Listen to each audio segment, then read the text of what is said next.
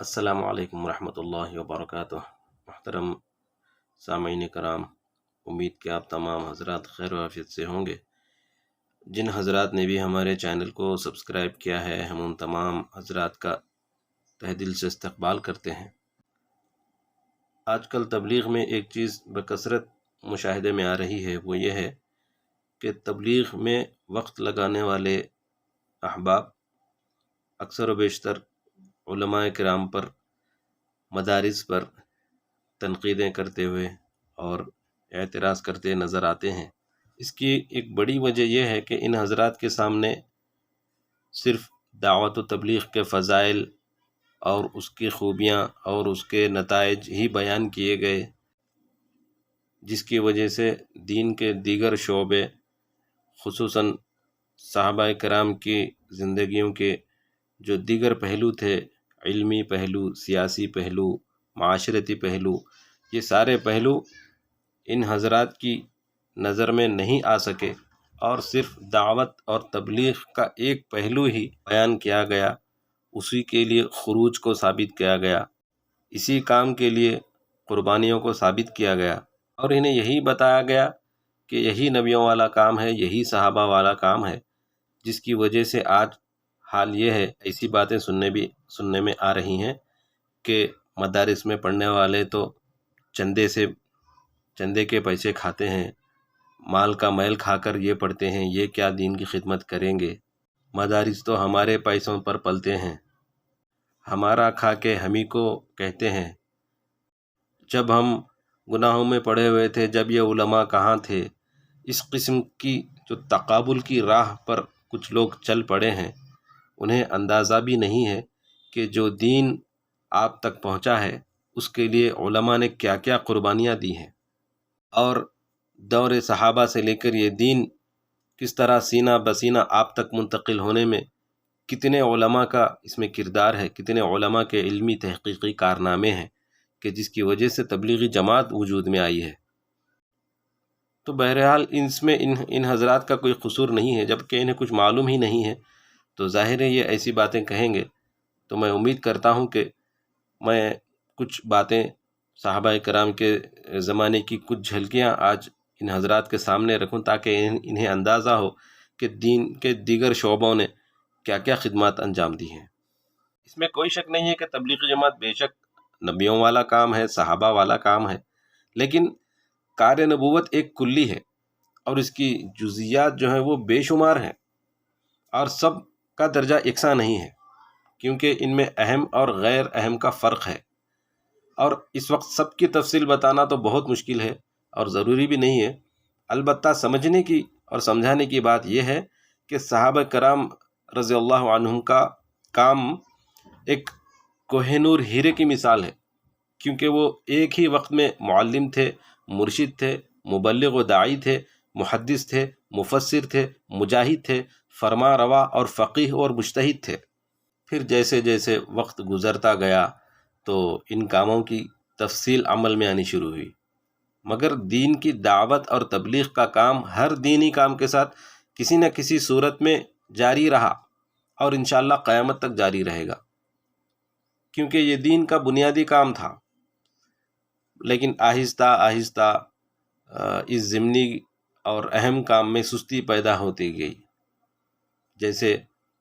اولیاء اللہ کی دعوت سے بے شمار لوگ اسلام میں داخل ہوئے، مگر ان کی تعلیم و تربیت کی طرف بادشاہوں اور علماء نے کما حقہ توجہ نہیں دی، تو جہالت عام ہو گئی، اور نو مسلم برائے نام مسلمان ہو کر رہ گئے۔ پھر اللہ کا کرنا ایسا ہوا کہ دارالعلوم دیوبند قائم ہوا، اور اس کی شاخیں پھیلنی شروع ہوئیں، اور انہوں نے مسلمانوں کی تعلیم اور اس کی تربیت کا فریضہ انجام دینا شروع کیا علماء دیوبند نے۔ پھر کچھ ہی عرصے میں حضرت مولانا الیاس صاحب رحمۃ اللہ علیہ نے اکابر دیوبند کی رہنمائی میں اس دعوت و تبلیغ کی بنیاد رکھی، اور ایک نہج پر کام کو آپ نے شروع کیا۔ تب جیسے جیسے کام آگے بڑھتا گیا، حضرت مولانا الیاس صاحب رحمۃ اللہ علیہ کو یہ خدشہ بھی پیدا ہوا کہ اگر یہ کام تقابل کی راہ پر جائے گا تو اس کام میں اندرونی بگاڑ پیدا ہوگا۔ تو آج ان کا خدشہ درست ثابت ہو رہا ہے۔ تو تبلیغ کے کام کو اندرونی بگاڑ سے بچانے کے لیے ضروری ہے کہ اس کام کرنے والوں کو تقابل کی راہ سے ہٹایا جائے، خصوصاً صحابہ کرام کی زندگیوں کے وہ پہلو بھی ان کے سامنے لائے جائیں کہ جس سے انہیں پتہ چلے کہ ہر میدان میں صحابہ کرام نے جو کام کیا ہے وہ محض دین کی نسبت سے کیا ہے، نہ کہ ایک شعبے کو لے کر، اور نہ ہی تقابل کی راہ انہوں نے اپنائی ہے۔ تو الغرض جو میرا آج کا عنوان تھا اس کے تحت میں کچھ باتیں عرض کرنا چاہتا ہوں، وہ یہ ہیں کہ رسول اللہ صلی اللہ علیہ وسلم کے جو امیر ہوا کرتے تھے علاقوں کے، اور امیر اور عمال، وہ حضرات قرآن، سنت، فرائض، تفقہ فی الدین اور شرائع اسلام کی تعلیم اپنے اپنے حلقوں میں دیا کرتے تھے۔ خصوصاً مکہ میں فتح مکہ کے بعد حضرت معاذ بن جبل، طائف میں حضرت عثمان ابن ابو العاص ثقفی، عمان میں حضرت ابو زید انصاری، اور اسی طرح نجران میں حضرت خالد ابن ولید، یمن میں حضرت علی رضی اللہ عنہم اس خدمت پر مامور تھے۔ ان حضرات کے علاوہ رسول اللہ صلی اللہ علیہ وسلم نے جن امراء و عمال کو عرب کے مختلف مقامات پر مقرر فرمایا تھا، وہ اپنے اپنے مقام کے معلم تھے اور امام تھے، اور مسلمانوں کے جملہ دینی امور ان کے سپرد تھے۔ وہی حضرات اس منصب پر رکھے جاتے تھے جو قرآن، سنت، تفقہ فی الدین اور شرائع اسلام کے عالم ہوا کرتے تھے اور لوگوں کو تعلیم دیا کرتے تھے۔ تو تعلیمی اسفار اور رحلات کا سلسلہ بھی جاری تھا، اور دور دراز کے وفود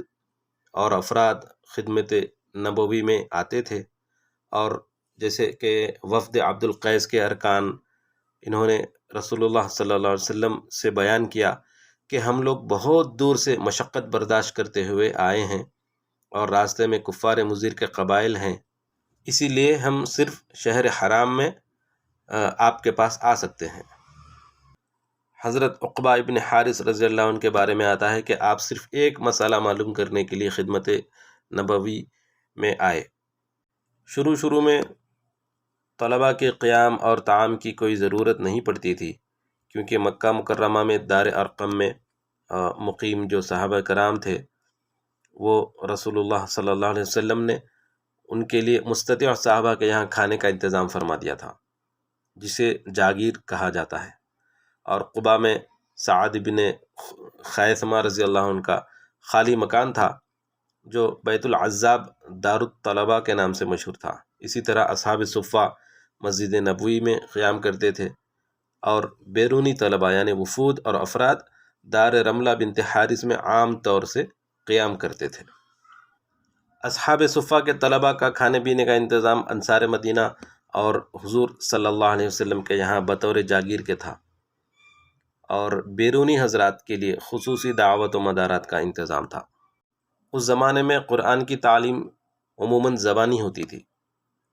اور کتابت کا کوئی خاص انتظام نہیں تھا۔ ویسے بھی عرب میں کتابت کا رواج بہت کم تھا، لیکن اس کے باوجود بھی کتابت وحی کے ساتھ بعض کتابیں، صورتیں تحریری شکل میں پائی جاتی تھیں۔ انشاءاللہ باقی تفصیل اگلے کلپ میں بیان کی جائے گی۔ السلام علیکم ورحمۃ اللہ وبرکاتہ۔